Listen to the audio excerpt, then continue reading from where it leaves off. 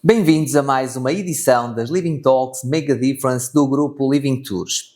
Aqui acreditamos que viajar é muito mais do que um destino. É sobre criar oportunidades, unir pessoas e gerar valor para todos. E é para celebrar quem faz isto acontecer todos os dias que damos voz aos nossos Living Tourianos.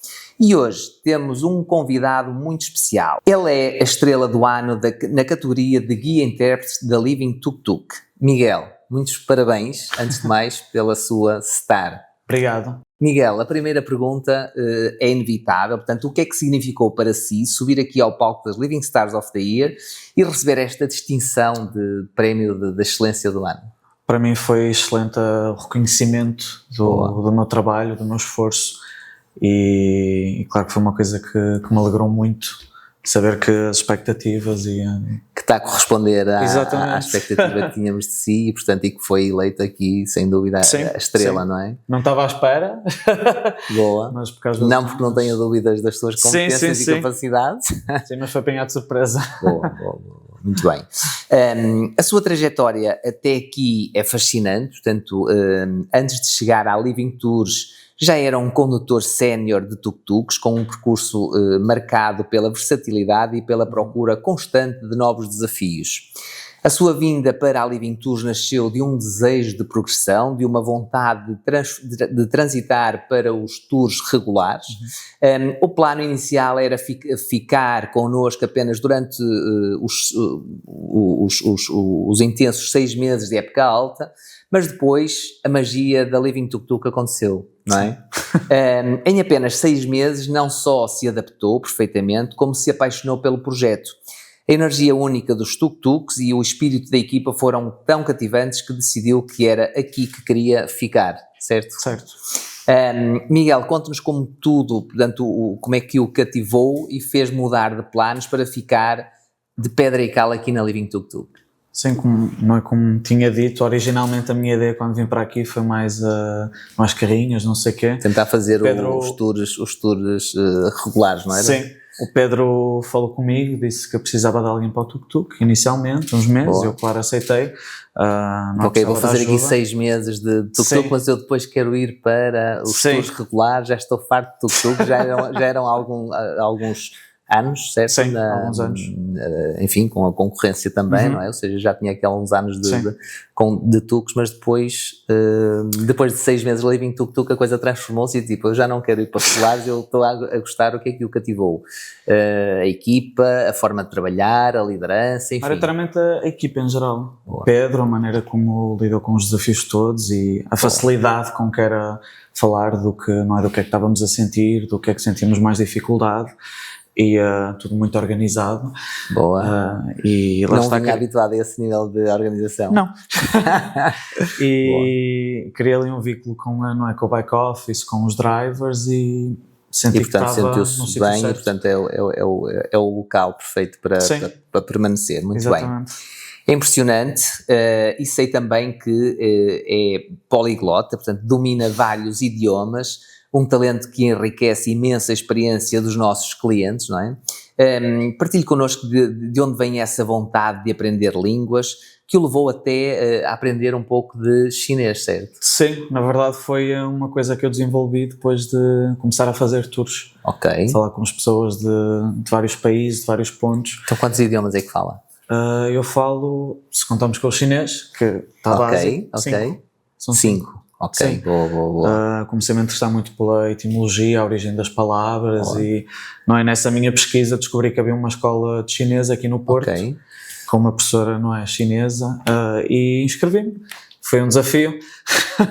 Ou seja, mas o chinês, para mim, por curiosidade, nada assim de... Sim, para mim sempre tive um interesse muito grande pela história, a cultura, o quão diferente é da nossa. E depois, infelizmente, entrou ali a altura do Covid e as aulas eram online e para mim isso já não dava. Mas, entretanto, é uma coisa que eu vou continuar, de certeza. Ou seja, fez interregno do idioma no Covid, certo? Sim. Boa. Sim.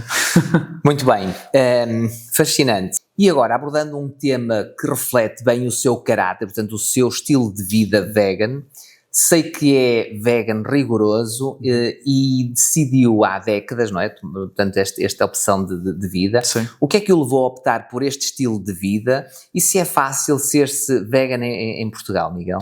Então, para mim foi uma maneira não é, de enquadrar os meus valores com as minhas ações. Boa. Sempre foi uma coisa que eu senti que queria.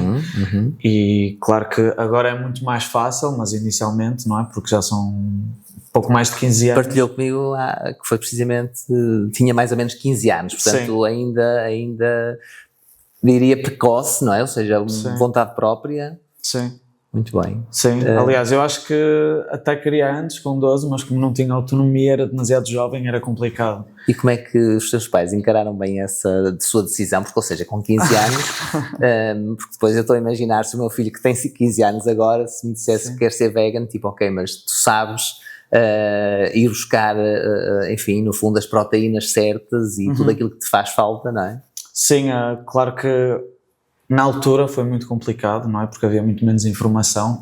Acho que porque isto de ser a minha mãe vegan nem é sabia o que era preciso saber, isso. não é? Ou seja, é preciso conseguir ir buscar precisamente todos os nutrientes que precisamos para... Claro que ter uma alimentação variada, etc, não é? Claro que uma pessoa que tem este tipo de alimentação, se comer só uma coisa...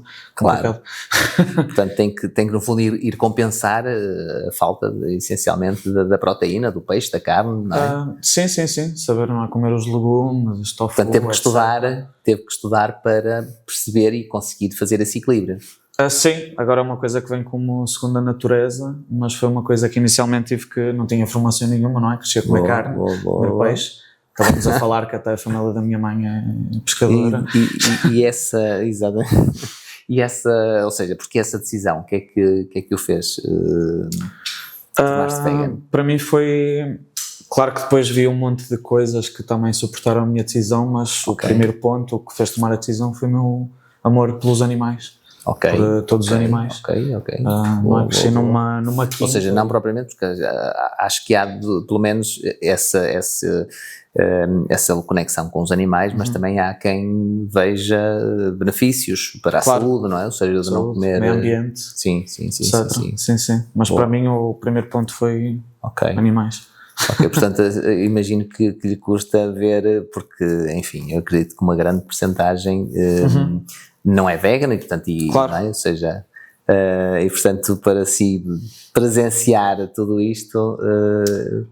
sim, lá está, agora causa mais, se calhar, um desconforto, mas é uma coisa que eu também, não é? Eu cresci a comer carne, não é? Então já estive do outro lado e não há uma coisa que eu não consiga entender. Muito bem. Boa. Encontra ainda preconceitos ou observações, portanto, menos felizes? Claro, apesar de toda a informação que há agora, ainda há pessoas, não é, desinformadas. Claro. E que pensam que eu vou... Sempre que vai a um grupo de... Não é? Eu estou a imaginar que há sempre as observações, o Miguel é vegan, não vai comer carne, não vai comer peixe. Sim, cada vez menos, que eu acho que agora também, há 15 anos atrás, ninguém saberia o que é que era um vegan, o que é que era... mas há sempre, às vezes, aquela piada, mas nada que eu portanto, esteja preparado. Já está habituado e, portanto, já nada... Já ouvi todas. Muito bem. Muito bem. Obrigado por partilhar, enfim, esta é inspiradora, não é? Ou seja, e falando agora da sua condução, sei que é um condutor exímio. O seu manager, portanto o Pedro Costinhal, partilhou que tem um cuidado extremo com os veículos, não é? Ou seja, num registro impecável, sem danos ou avarias. Portanto, qual é o seu segredo e quais são as suas boas práticas, Miguel? Então eu tento ter o tuk-tuk como eu queria se fosse, não é, o turista. Então de manhã tenho o cuidado de, não é, fechar as casas. Foco já no próprio cliente, não é? Ou seja, efetivamente, como é que ele gostaria de entrar aqui, de ser acolhido. Sim. Isso já faz parte do acolhimento, não é? Ou seja, esse cuidado com o meio que o vai transportar. Sim, tento pôr os cintos direitinhos e expostos para as pessoas conseguirem ver, não é? Dar aquela limpeza inicial. Perfeccionista. Sim, não me sinto bem se o tuk não estiver apresentável, eu não sinto que estou a fazer um bom trabalho. Claro. E então acho que começa por aí, não é, essas boas práticas. Boa. Excelente, é um bom princípio. Miguel, para terminar, quero partilhar consigo e com todos, portanto, as palavras do seu líder, o Pedro Costinhal, quando lhe entregou aqui a estrela do ano. Portanto, quando falámos do Miguel, falámos de mais do que um colaborador, falámos de um pilar da nossa equipa e de uma pessoa simplesmente extraordinária. É a definição de profissionalismo e bom caráter, de um trato excelente, é um líder natural, a quem podemos delegar qualquer desafio com a certeza de que tudo correrá na perfeição. Para além do profissionalismo exemplar, é uma pessoa de convicções fortes e um verdadeiro poliglota. Resumindo, o Miguel é o sonho de qualquer empresa, é uma honra tê-lo na nossa família Living. Obrigado. Uau, Miguel, portanto, quer dizer que isto é de coração, é sentido, portanto, está de parabéns por todo este desempenho que, enfim, que não sei se foi uma surpresa ou não para o Pedro, enfim, eu não conhecia o seu trabalho e, portanto, mas sim, já tinha ouvido aqui as observações ao seu trabalho e, portanto, está de parabéns. Agradeço imenso. Muito bem. E a todos que nos estão a ver, muito obrigado. Lembrem-se, juntos somos diferentes, somos únicos e autênticos, somos Living. Muito bem, até à próxima Living Talk.